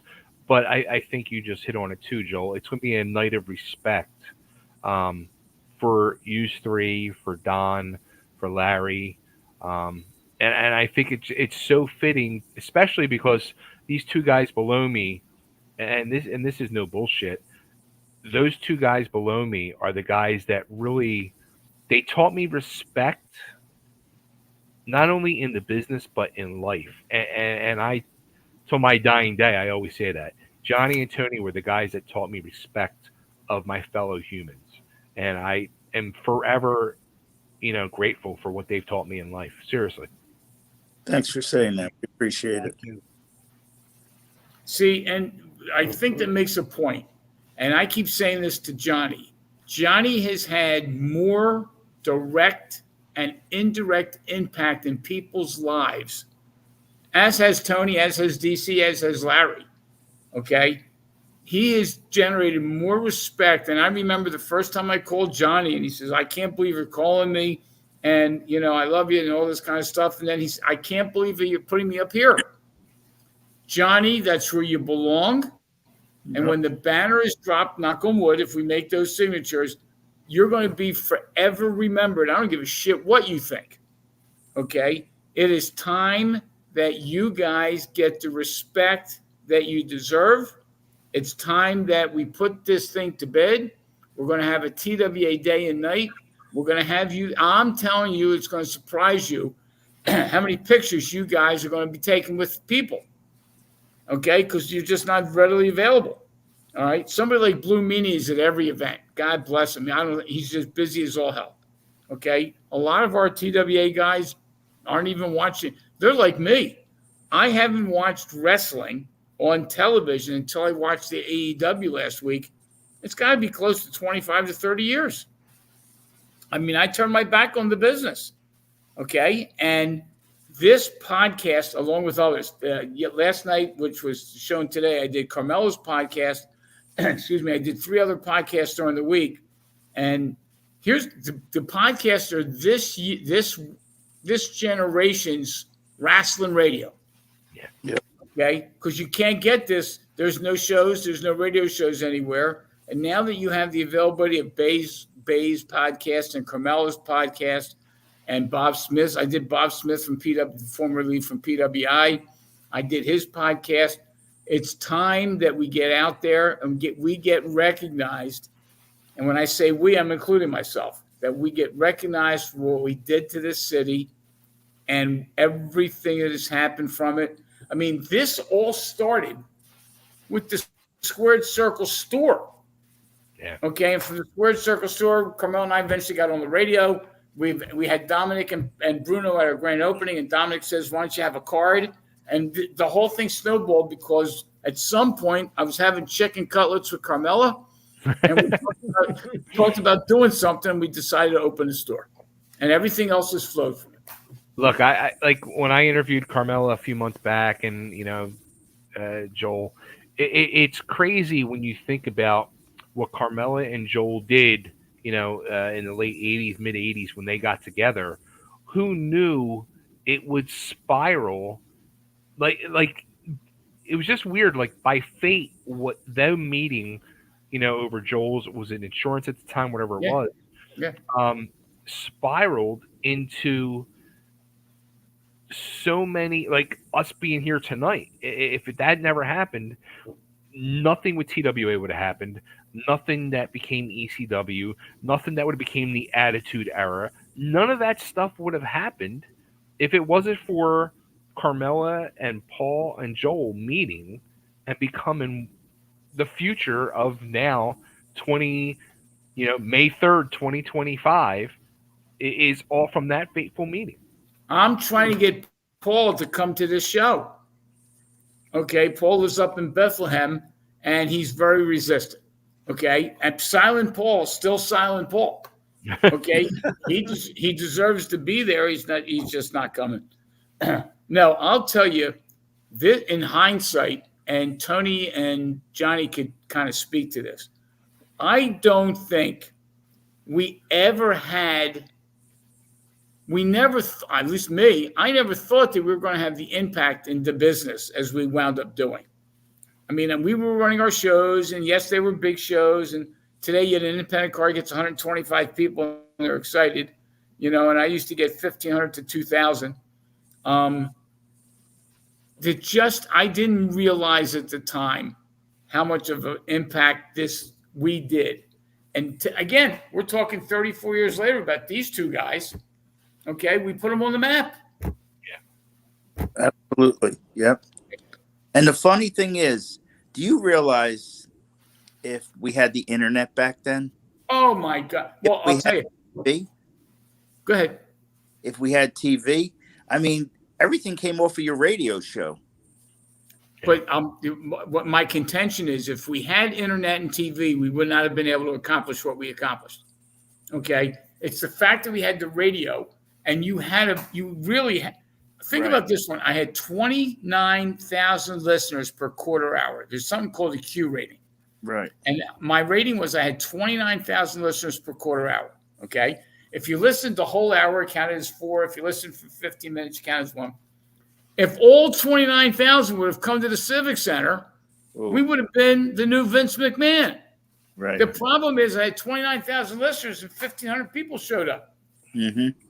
All right. Yeah. So a lot of the people that listened never partook of what we were doing.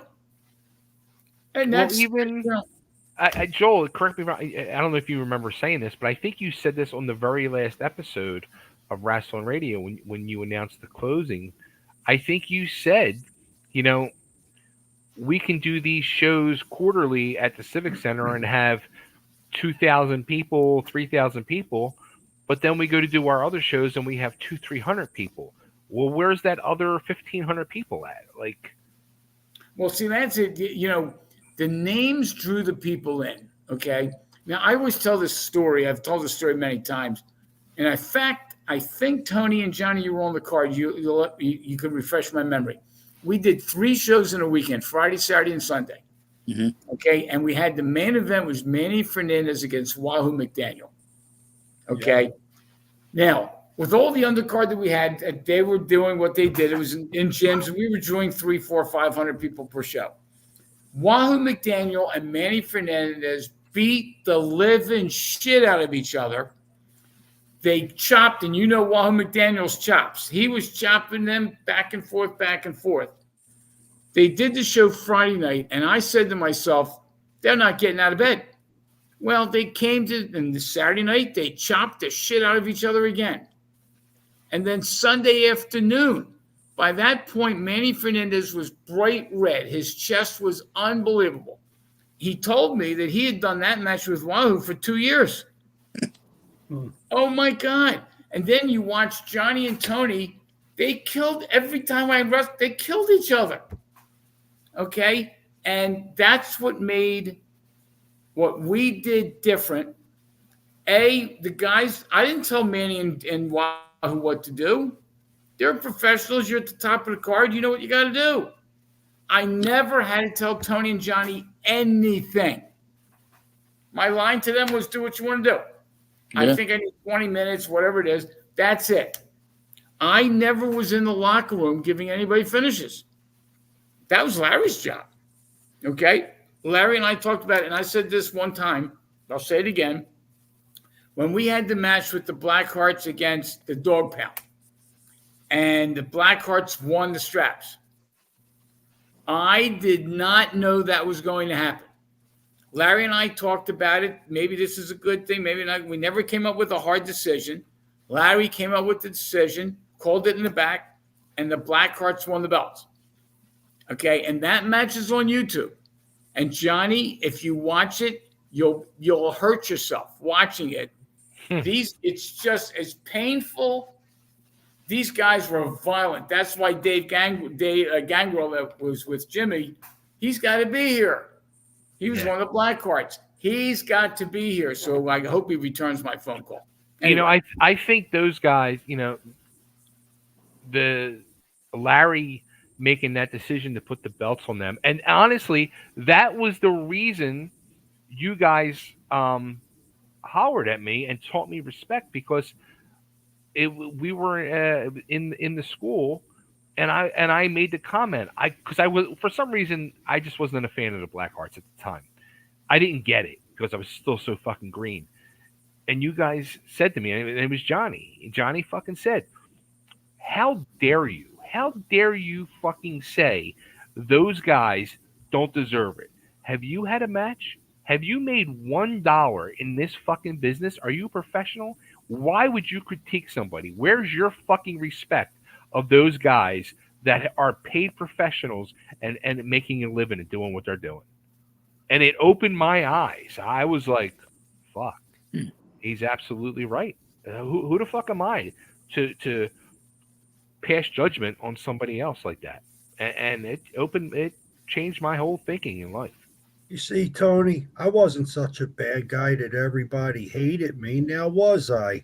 No, you were an asshole, Johnny, but we still loved you.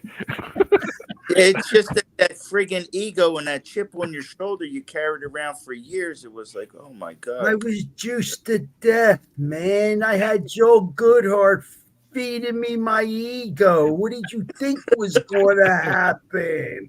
Come on, man. I was greener than a cucumber. He's putting straps on me. He's giving me stardom. You know, he goes local talent. No, we weren't local talent. I object to that term. We were talent. The term local talent. Tony, me and you've been called that like we were trash can leftovers for long enough. You and I were talented, dude. And we weren't just local talent. When you and I were in that locker room, everybody knew that they had to work because they didn't want to follow us. And that was the heart of TWA, because that's what that man wanted, and that's what that man had the vision of. You know, he says he didn't have no part of it, whatever. Yes, he did. He had a very big part of it. He had the dream. He definitely, I feel, got screwed. That's my opinion, and I'm entitled to it, and so are you right now. But somewhere along the line, man, but what are you going to do, man? I had fun. You had fun. We could nitpick and whatever, man. I'm just honored. I really am. And that dude that you all knew 34 years ago, that spirit's left me, although I joke, and that's all I do. I got a dry sense of humor. I use a lot of, what are you going to do, man? But I really, really am so appreciative of what's going on. And, these guys stayed behind me, and, too bad I was just fogged out of my mind on juice and weed. Ah, boy. But anyway. Well, you know what? I got to give you props for one thing. When I saw you on Bay's podcast first you had that stupid looking hat. Thank God you didn't put it on again. Yo, I might wear that beret. No, you better not, because I ain't going to say what I would do to it. But even though I complimented you on something else, I'm glad you shaved that King Tut goatee, because it was getting longer and longer. And it reminded me, remember the Batman series back in the 60s? Yeah. The guy who played King Tut, he had that same goatee. It looks like John took it off him. And well, I've been actually learning a lot of classic Greek, and like the Egyptian stuff, to find out how untrue it is, and how the Sumerian timeline is a bunch of bullshit. Yeah, man. Yeah, I shaved my beard off and everything when I found out that King Tut was just a lie. It was Amun. Remember that? I liked the King Tut beard on Johnny. I thought. Yeah, but that dude was fat, wasn't he? He was real fat. He was. He was. Yeah. But you look younger. You look like you're now 35, 36. Well, thank you, Tony. It's Hey, I have a loving young girlfriend, and that has a lot to do with losing. And we all pray for her, Johnny. We all pray for her. Yeah, boy. Hey, Bay, I do have a question. We had somebody I was at the bottom that texted in. Yeah. We never responded to. I don't know if you got it down or not. So it's Bob Cook, who was he worked in WCW for many years and WWF. Actually, I just did a show with him last night. Great guy. And he was also trained by the great Malenko. He said that the Blackhearts were both trained by the great Malenko. Yeah. Yes. Yep. They were great.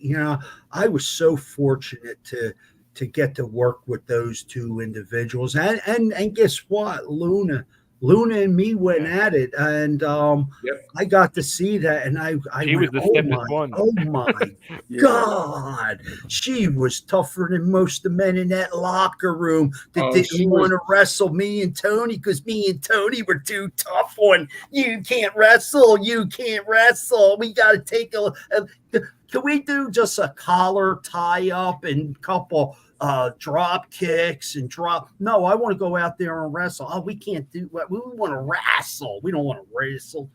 But anyway, go ahead. Those dudes were great. Man.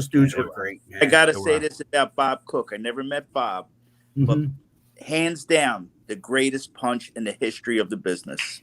100%. There you go, Bob. Greatest punch. There you go. And yeah, and actually, I did an autograph signing today, and I'm doing it tomorrow. And the guy that brings me in, he said, he goes, I saw you were doing a show with Bob Cook last night. That fucking guy needs to come here. I tried to get him in. He won't come in. Bob, let's go. Come on, before you go to Florida.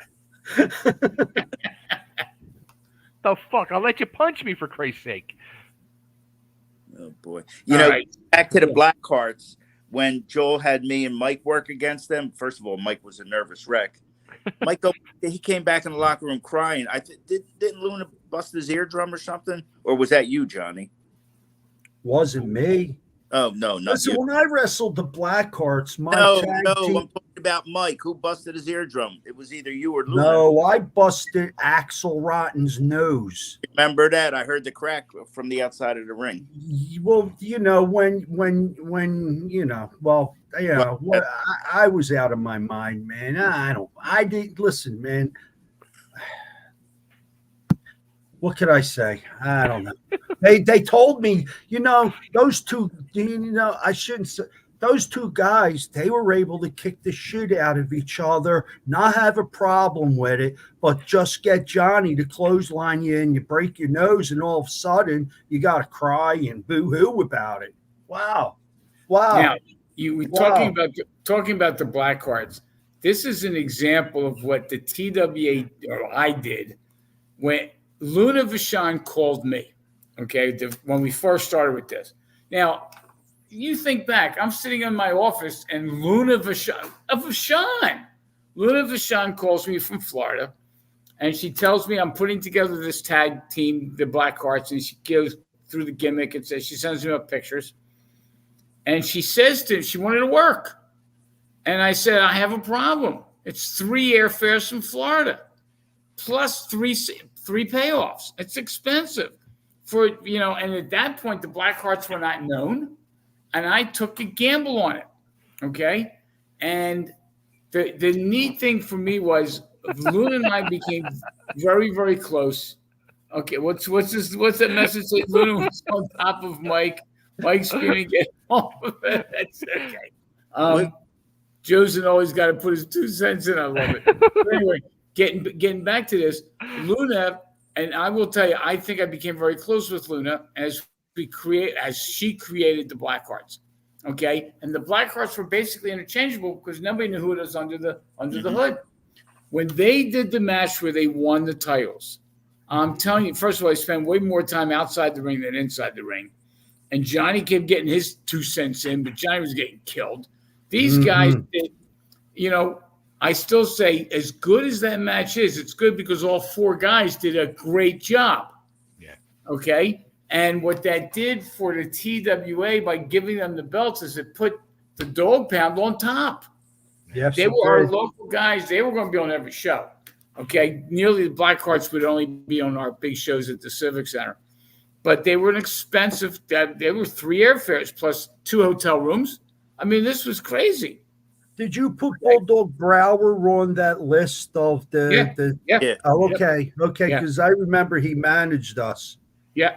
Well, Bulldog. It was Bulldog, Woman, and Donnie Allen with us. Yes. And in fact, Bulldog Brower, I'll go one better. Bulldog Brower is another one that called me. My phone numbers got all over the place. And Bulldog Brower, who lived in Delaware, called me up. He said he just wanted to come to a show. So I said, well, come on. I'm not going to charge you a ticket. I'll get you something. Just let me know where you're coming. And I said, if you're coming up to my show to watch it, I'm putting you to fucking work. This was Bulldog Brower. He sold out the Madison Square Garden 9 times against Bruno Sammartino. Wow. Okay. Bulldog comes in. Now, of course, his son wanted to wrestle, and that was kind of the reason that he wanted to come in to see my show. He came in. He knew all the guys. Terry Funk comes up and, come on. I said, there's no way you're coming up to my show and sitting in the seat watching this shit. And sure enough, he went to work. Yep. And, go ahead.